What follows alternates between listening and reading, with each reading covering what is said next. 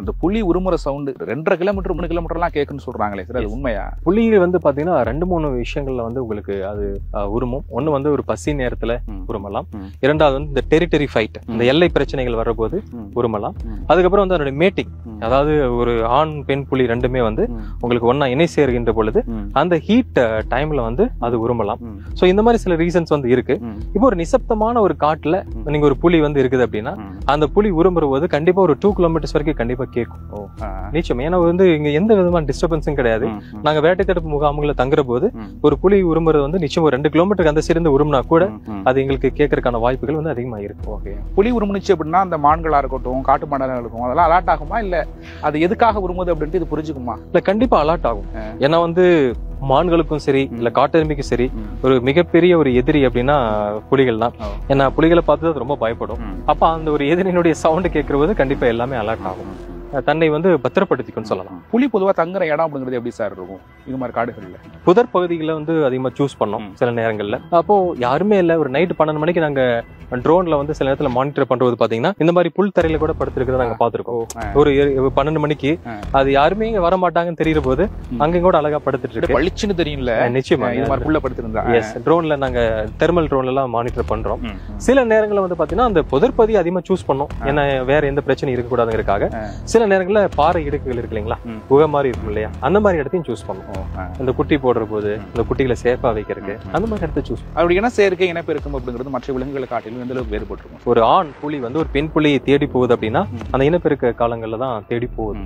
இனப்பெருக்க காலங்களை தேடி போயிட்டு அதனுடைய இனப்பெருக்கம்கான அந்த மீட்டிங் அது முடிஞ்ச பின்னாடி, அந்த உறவு முடிஞ்ச பின்னாடி ஆண் புலி வந்து தனியா போக ஆரம்பிக்குது, பெண் புலி வந்து தனியா இருக்கும்.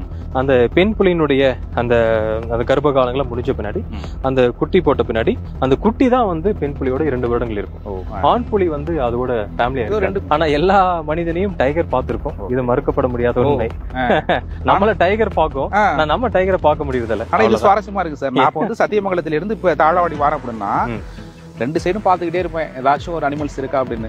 ஆனா நான் எந்த அனிமல்ஸையும் பாத்துருக்க மாட்டேன். ஆனா என்ன வந்து எல்லா அனிமல்ஸும் பாத்துருக்கோம் அந்த ரூட். கண்டிப்பா அந்த ரூட்ல ரோடு ஓரமா இருக்கக்கூடிய மேக்ஸிமம் மான்கள் உங்களை பாத்துருக்கலாம், கரடி உங்களை பாத்துருக்கலாம், ஈவன் பக்கத்துல டைகர் இருந்தா டைகர் கூட உங்களை பாத்துருக்கலாம். நீங்க அதுல பாக்குறதுக்கான வாய்ப்புகள், அந்த ப்ராபபிலிட்டிஸ் வந்து ரொம்ப கம்மி. நம்ம இப்படி புலியை பார்க்கணும் அப்படின்ட்டு அந்த காட்டுல புலியை பாக்குறதே பயங்கர ஒரு கூஸ் பம்ப்ஸ்னு சொல்லலாம். ஆனா புலி மனுஷனை பார்த்தா என்ன நினைக்கும் சார்? ஏன்டா உள்ளுக்குள்ள வந்தான் நினைக்கும்.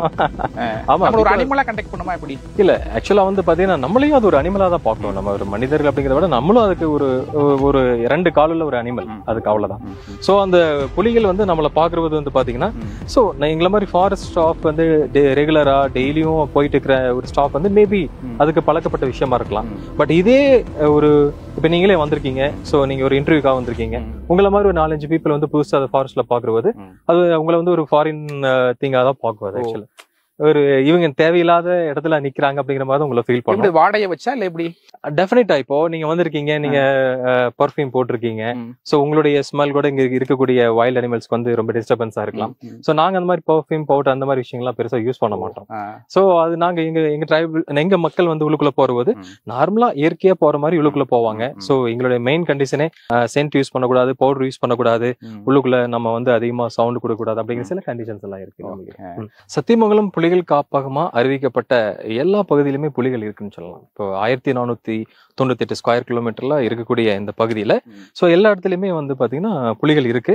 சில இடத்துல அதனுடைய டென்சிட்டி பாப்புலேஷன் அதிகமா இருக்கும், சில இடத்துல கொஞ்சம் குறைவா இருக்கும். பட் எந்தெந்த இடத்துல எல்லாம் அதனுடைய சயின்ஸ் இருக்கோ, எந்தெந்த இடத்துல ரெக்கார்ட் ஆயிருக்கோ, அது எல்லாத்தையுமே புலிகள் காப்பகத்தினுடைய கீழே கொண்டு வந்திருக்காங்க. நம்ம இப்ப நின்றுட்டு இருக்கிற இடத்துல சார் கண்டிப்பா இருக்கு. அப்படிங்களா?